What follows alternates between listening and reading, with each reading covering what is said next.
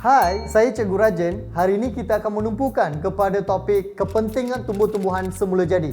Topik ini dibahagi kepada ekosistem hutan hujan tropika Tanah Pama dan ekosistem hutan paya bakau. Anda perlu memahami beberapa istilah dalam topik ini untuk menjawab soalan peperiksaan. Di antara istilah yang penting ialah ekosistem.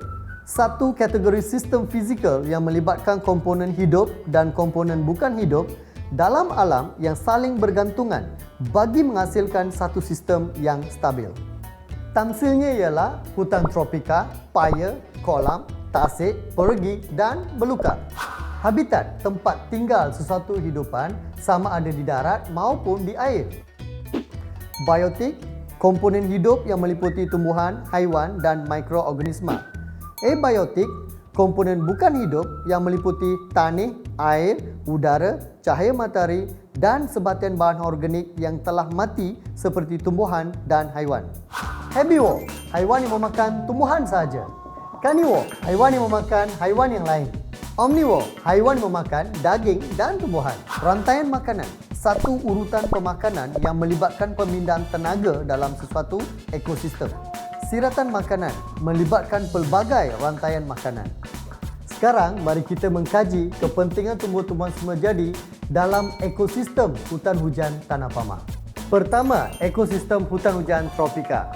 Antara kepentingannya ialah komponen dalam rantaian makanan dan siratan makanan, menyerap karbon dioksida dan menghasilkan oksigen, sumber nutrien melalui perebutan dan penguraian, kawasan tadahan air. Menyederhanakan suhu kawasan persekitaran, kitaran air melalui proses transpirasi, habitat kepada hidupan liar, mencegah hakisan tanah.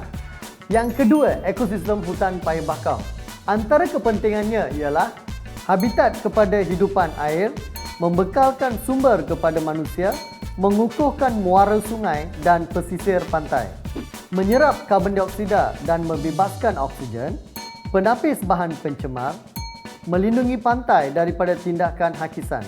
Mari kita perhatikan soalan struktur yang popular dalam peperiksaan. Rajah di atas menunjukkan dua jenis ekosistem hutan hujan tropika. 1. Nyatakan ekosistem X dan Y. 2. Nyatakan dua kepentingan ekosistem X. 3. Nyatakan dua kepentingan ekosistem Y. Untuk menjawab soalan 1, anda harus menamakan kedua-dua ekosistem dengan tepat, iaitu ekosistem X ialah hutan hujan tropika, manakala ekosistem Y ialah hutan paya bakau.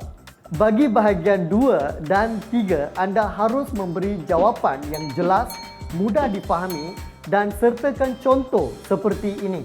2. Mencegah kejadian hakisan tanah melalui cengkaman akar pokok, menyerap karbon dioksida dan membebaskan oksigen melalui proses fotosintesis. 3. Melindungi kawasan pantai daripada proses hakisan, contohnya pokok bakau yang menggunakan akar jangkang. Membekalkan sumber makanan kepada manusia seperti ikan, udang dan ketam. Saya Cikgu Rajen, semoga anda memperoleh keputusan yang cemerlang. Jumpa lagi dalam SPM Top Tutor Geografi.